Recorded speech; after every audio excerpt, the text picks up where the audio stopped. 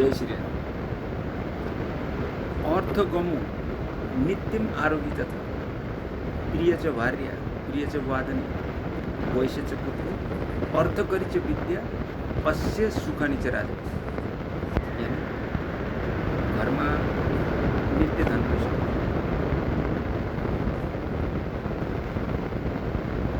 सधैँ स्वस्थ हुने प्रक्रिया गरिन्छ।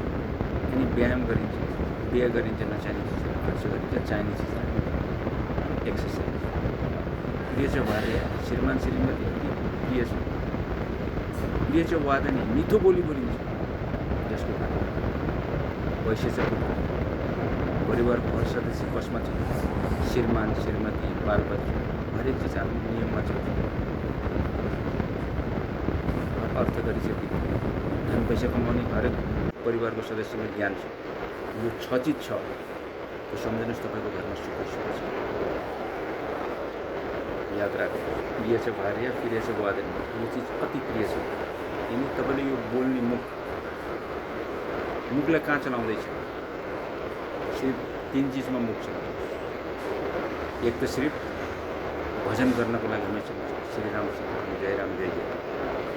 दोस्रो चिज भोजन गर्नको लागि, और तेस्रो चिज यदि कसैलाई भला हुन्छ भने यो मुख खोल्छ। और अर्को यानी जीवन साथी त्यो बाहेक अन्यसँग सम्बन्ध राख्नुहोस्। यानी मुतुनु र थुतुनु पत्र चलाउने भन्ने कुरा यो चाहिँ ज्ञान हो, नभए भने समस्या। शास्त्रमा यही बताएको छ, अर्थगमो नित्यम आरोग्य। प्रिय छ भार्या प्रिय छ वादनी वैश्य च पुत्र अर्थकरी च विद्या अस्य सुखानी च राजा। यो राजा यो 6 चिज जसको घरमा छ त्यसको घरमा सुखले कहिले पनि छ।